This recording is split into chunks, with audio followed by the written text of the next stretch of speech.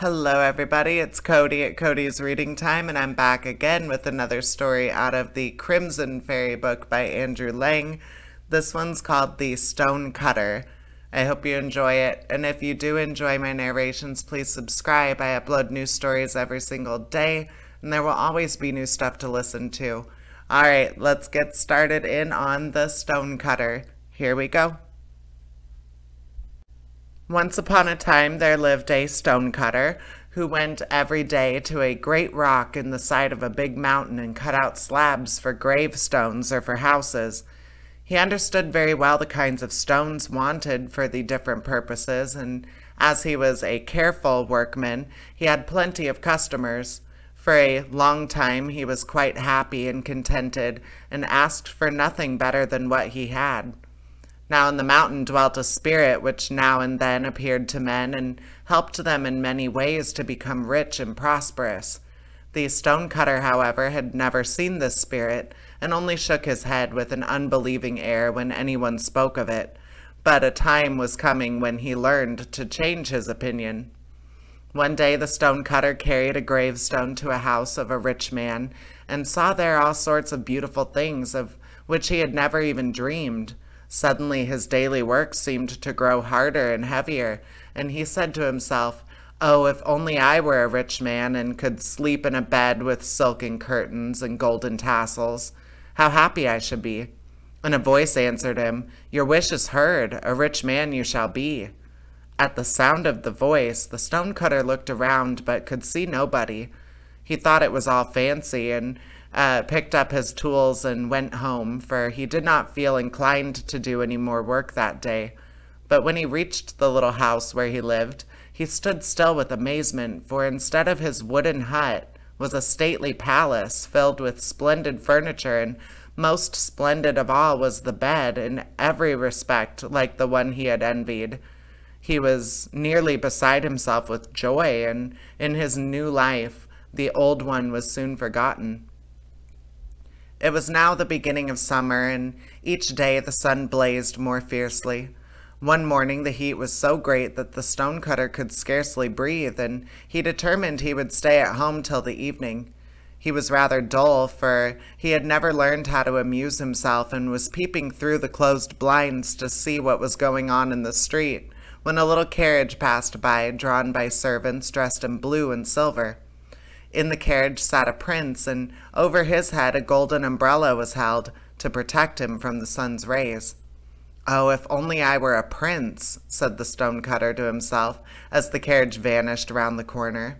"Oh, if only I were a prince, and could go in such a carriage and have a golden umbrella held over me, how happy I should be."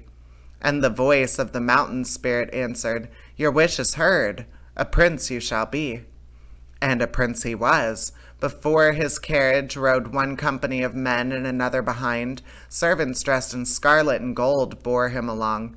The coveted umbrella was held over his head. Everything heart could desire was his. But yet it was not enough.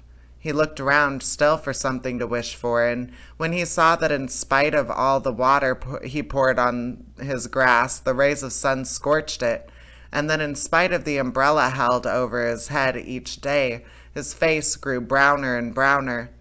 He cried in his anger, "The sun is mightier than I. Oh, if only I were the sun." And the mountain spirit answered, "Your wish is heard, the sun you shall be." And the sun he was, and felt himself proud in his power. He shot his beams above and below on earth and in heaven.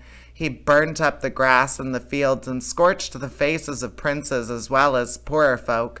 But in a short time he began to grow tired of his might, for there seemed nothing left for him to do. Discontent once more filled his soul, and when a cloud covered his face and hid the earth from him, he cried in his anger, "Does the cloud hold captive my rays, and is it mightier than I? Oh, that I were a cloud and mightier than any." And the mountain spirit answered, "Your wish is heard, a cloud you shall be."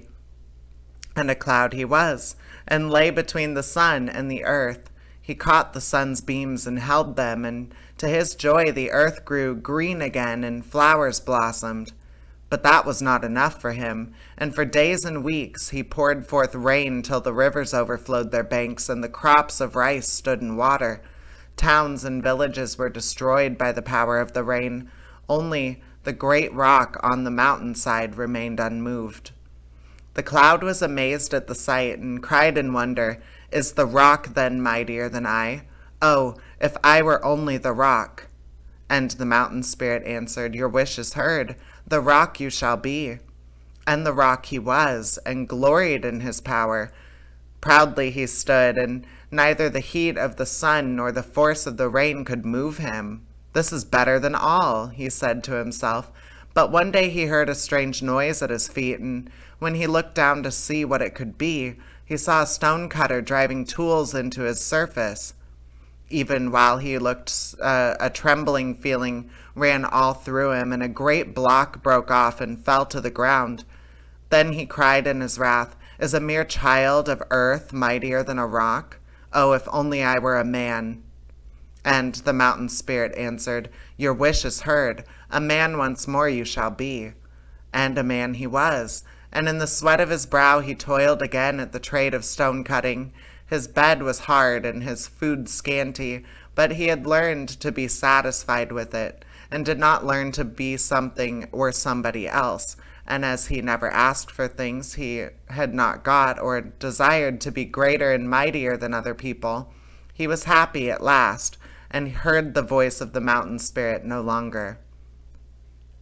And that is the end of that story. I hope you enjoyed it, and if you do enjoy my narrations, please subscribe. I upload new stories every single day.